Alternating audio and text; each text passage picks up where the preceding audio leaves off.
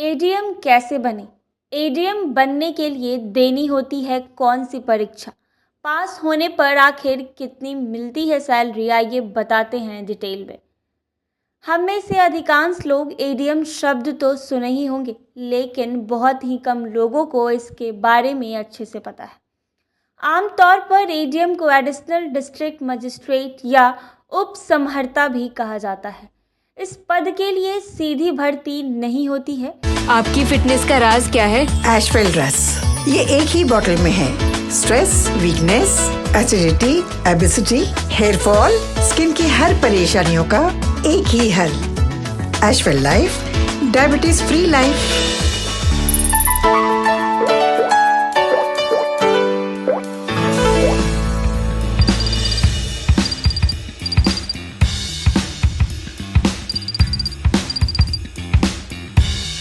जिले एडीएम कुछ मामलों में डीएम के समान पावर रखते हैं। जब कभी भी जिले में डीएम नहीं होता है तो उसके अनुपस्थिति में एडीएम ही पूरा कार्यभार संभालता है।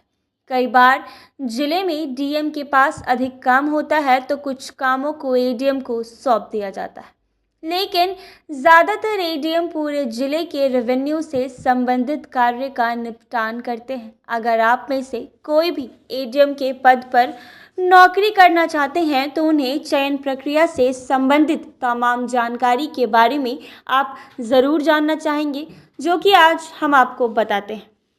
यूपीएससी और पीसीएस के जरिए होता है चयन। आईएएस अधिकारी और पीसीएस अधिकारी बनना लाखों युवाओं का सपना होता है। इसे भारत में और राज्य में सबसे प्रतिष्ठित करियर में से एक माना जाता है। आईएएस अधिकारी के रूप में करियर विभिन्न चुनौतियों और जिम्मेदारियों के साथ आता है। जब किसी उम्मीदवार का चयन यूपीएससी के जरिए होता है तो उसमें से जिसका अच्छा रैंक होता है उसे आईएएस कैडर दिया जाता है।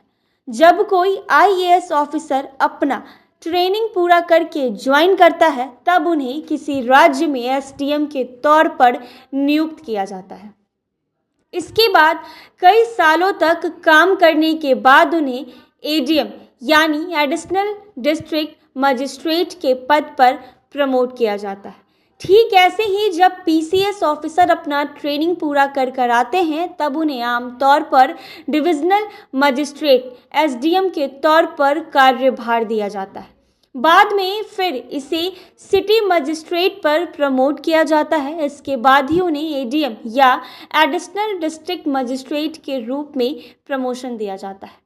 अधिकांश जिलों में एडीएम के 2 से 3 पद हैं। उनमें से सबसे आम है एडीएम सिटी और एडीएम वित्त राजस्व एवं एडीएम एग्जीक्यूटिव है।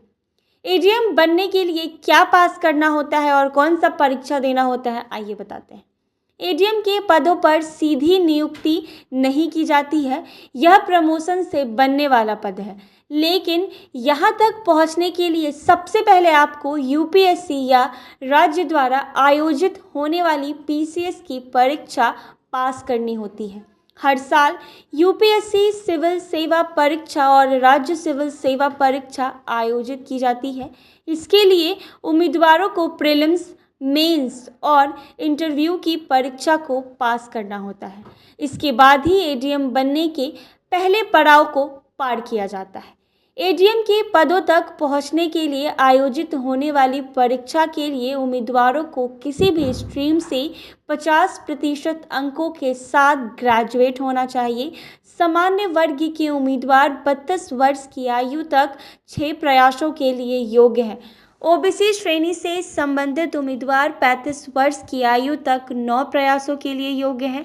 अनुसूचित जाति और अनुसूचित जनजाति वर्ग से संबंधित उम्मीदवार 37 वर्ष की आयु तक जितनी बार चाहे उतनी बार परीक्षा दे सकते हैं।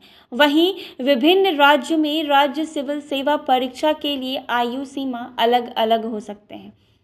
एडीएम सत्कर्ता अधिकारी के रूप में कार्य करने और अनधिकृत भूमि कब्जाधारियों को बेदखल करने के लिए जिम्मेदार है। वह collector, additional collector additional revenue collector के रूप में कार्य करता है। वह जिला आपदा प्रबंधन समिति के सीईओ के रूप में भी कार्य करता है या एडीएम डिप्टी सेक्रेटरी या अंडर सेक्रेटरी के समान रैंक का अधिकारी होता है, जिसके पास आमतौर पर 5 से 8 साल का अनुभव होता है। उनका मासिक सैलरी लगभग 67,700 रुपये होते हैं।